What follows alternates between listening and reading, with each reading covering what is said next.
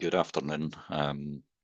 Wanted to speak about something that I probably missed off the tail end of the chair renting video that I did yesterday. And it's again something that provokes many opinions and very few facts. Um, and it's a question I get asked lots. So if you are a salon who employ your staff, and one of them or more of them come to you and say that they want to go self-employed, then you've got two options. You need to think, as you do in any business decision, be that getting into litigation with somebody, um, getting into negotiations and a lease with a landlord. You need to decide what it is that you want out of it, and that should be your starting point. So, in terms of an employee who comes to you and says, "I want to go self-employed," um, what should you do? What do you need to do? So, the first thing that I need to say to you is there are videos out there that are saying that that employee needs to leave the salon and go and work elsewhere for a year. That is complete and utter rubbish. Um, a common sense needs to come into that here. So, your best employee comes to you and says, I want to go self-employed," and you say, "Yeah, no problem. Go and rent a chair down the street and take all my clients, um, blah blah blah," and off they merrily go. That's just not how it works. So obviously, everybody will keep banging on about all these cases that are supposed to be out there. And as I said to you in the chair renting video yesterday, I get every single tribunal decision from the government every day, dozens of them. There are none where an employee has gone self-employed. Well, I say there are none. There's one, and everybody knows it. Megan Gorman v. Terence Paul.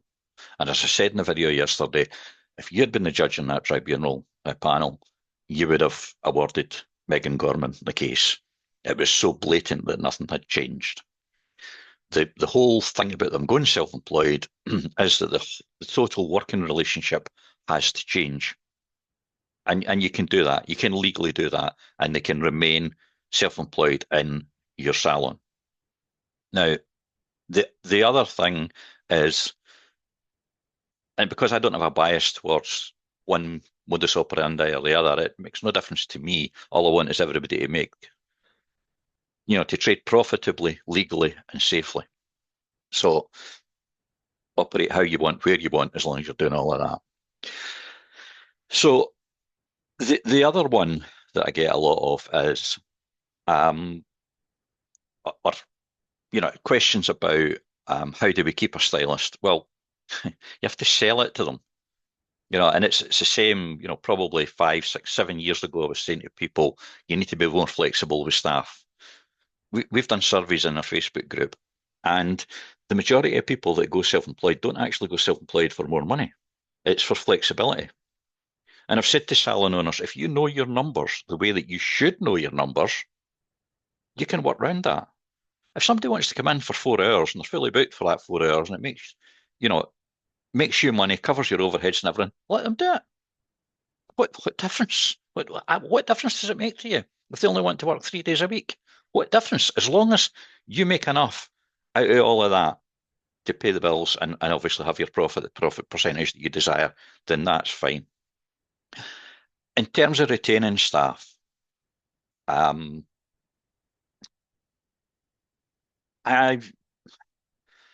have a great empirical knowledge of business in general, not just in the narrow spectrum of salons.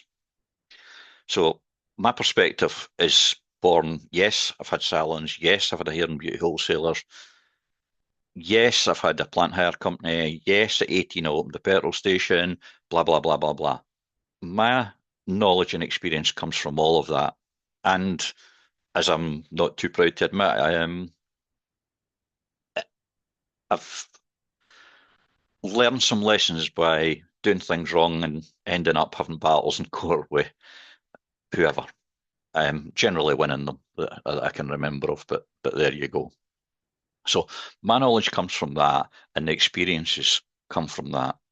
And what I think and feel is that salon owners in general, or salon, share renters, whatever, they take advice from people that are in that narrow spectrum when there's so much more out there. I mean, I don't generally post in other groups. People say to me, we never see in other groups. So I don't generally post them because I know that what I'm telling you is the truth and it's facts. I have no agenda. And generally it ends up in arguments and it puts the admin in an awkward spot. So I've kind of stayed away from that, albeit past couple of days when I've seen lies about share renting, I've called it out. So if you've got an employee, or sorry, part of that calling them out came the story about how do you retain staff. So look, if you've got a member of staff that's determined to move on, okay, you need to know exactly what that loss is going to be. Now, don't give it, I'll keep all my clients, blah, blah, blah. That's another story about restrictive covenants, which I'll do a video on because I firmly believe in them. And I would, if you worked for me and left, take action on it. The reason that employees get away with it is because salon owners bottle it, because HR companies are telling them don't do it, because the HR company carries the cost. So they will give you the advice that suits them. I mean, I remember years ago, we had an employee left, give us a lovely letter, thanks for everything we've done, blah, blah, blah. And a couple of weeks later, we get a letter in from a no-win, no-fee lawyer. We were getting sued. So at the time, we were with Royal Bank Mentors, phoned them, and they said, oh, not a problem, we'll take it on and we'll give her a couple of grand to go away. And I said, what do you mean you give her a couple of grand to go away? Well, it's our case now. We do what we want. It's to suit us. I was like, nah, my reputation's worth a lot more than that.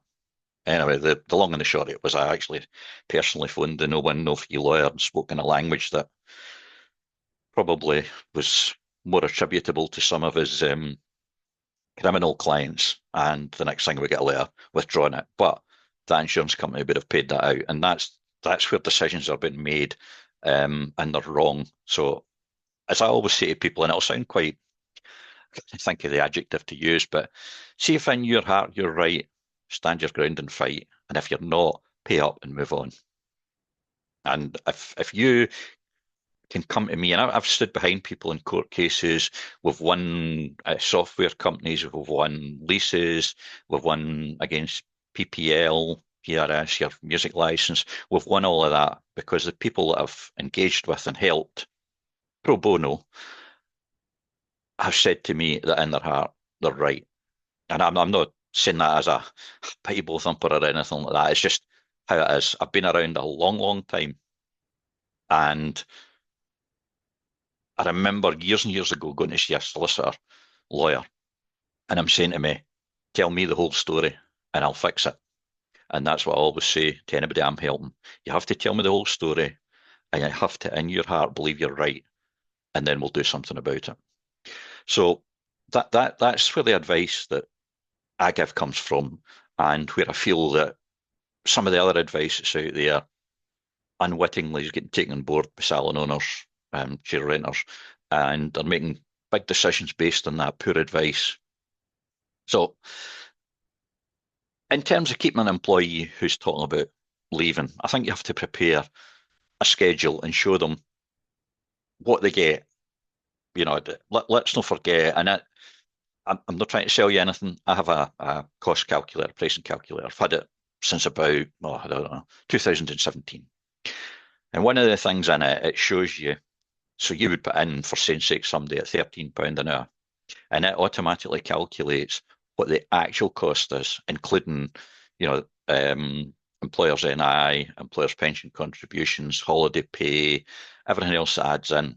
And people that do the calculator are always shocked at how much a member of staff actually gets. But here's the thing, the member of staff doesn't know how much they actually get. They see, I said £13, they're £15, £20, whatever it is.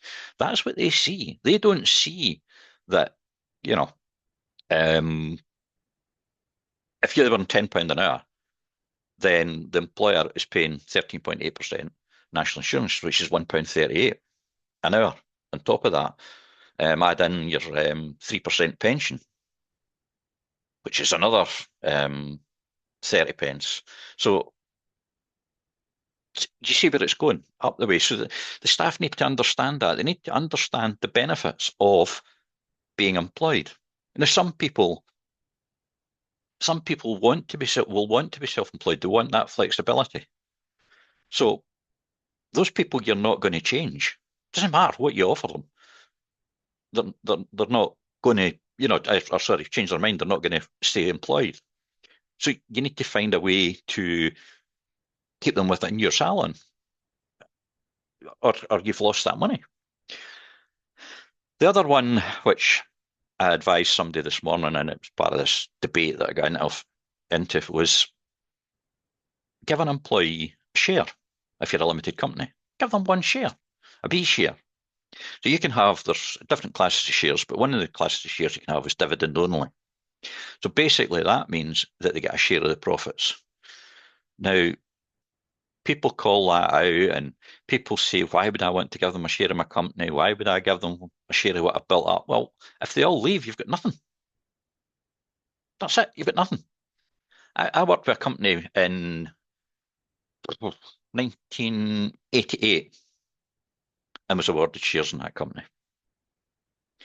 If you work for Amazon, you will get shares in Amazon as a full-time employee. Mighty, the infrastructure company, you'll get shares in that. Many, many, many companies will issue shares to staff. It gives them a sense of belonging. It gives them a driver to drive profit for the company. It totally changes the outlook of that employee. Of course, you have to have a bad leaver policy, which basically means if they leave, and you catch them stealing, then they don't keep the shares or share. It returns back to the company at cost, or it can be at zero cost. So these are things that other industries are doing to retain and keep staff. So why is the hairdressing and beauty industry not doing it? Everybody's moaning about staff, everybody's criticising chair renters. Why not educate them? Why not show them that the grass really isn't greener financially on the other side? I do your numbers. Always do your numbers and understand your numbers, and then you can talk to staff. It's the same when you're recruiting staff. I've been banging on for years about this. Stop recruiting, start selling. You advertise and sell hard to get clients in the door. Why are you not doing that for staff? I see the advert, and it's like the torn off bottom of the appointment book stuck in the window. Stylist required. Apply within. Who's going to apply for that? People want to know what's in it for them, rightly or wrongly, selfishly. Everybody's out for themselves. So you need to give them a reason to come to you. Same with a renter. I don't believe that all renters are out there going, oh, where can I get you? Cheap, £25 a day. If you're paying £25 and you can only make £50 a day because it's in a crap location and it's a crap salon with a terrible reputation, then that's 50% of your rent. Now, if you pay £50 and take £200 a day in a better salon, your rent's only 25%. It's all about the numbers. Everybody, as I say, is out for themselves and greedy. So you always need to be looking at that. Whether it's employees, whether it's chair renters or space renters, or table renters if it's nails, you always need to be looking at that and what you can retain and what you're going to lose. So as I say, it's far better for you to give that person a share and have 99% of the profits that you currently have, is to let them walk out the door and potentially, I always see it's my top earning stylist, it's my top earning stylist. Well, let them walk out the door and then you've only got 70% of the profits that you had. You can structure that share to reward them and retain them without actually giving them a share of your company, if you like. You're giving them a share of the profits. I've also been told that the way I speak and debate is wrong and abrasive and whatever else. And I just like to say to people, if that's how you find me, then I apologise, but that's me. It's who I am. It's how my brain works, and it's the truth I tell. I can't, you know, paint myself up two-faced and have to sell you a cuddly story because I'm trying to sell you something. As I say, yes, there are things that I do. I'm not here to sell you in, I'm here to advise you and tell you and help you.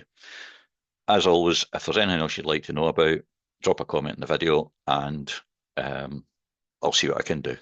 Thanks for watching.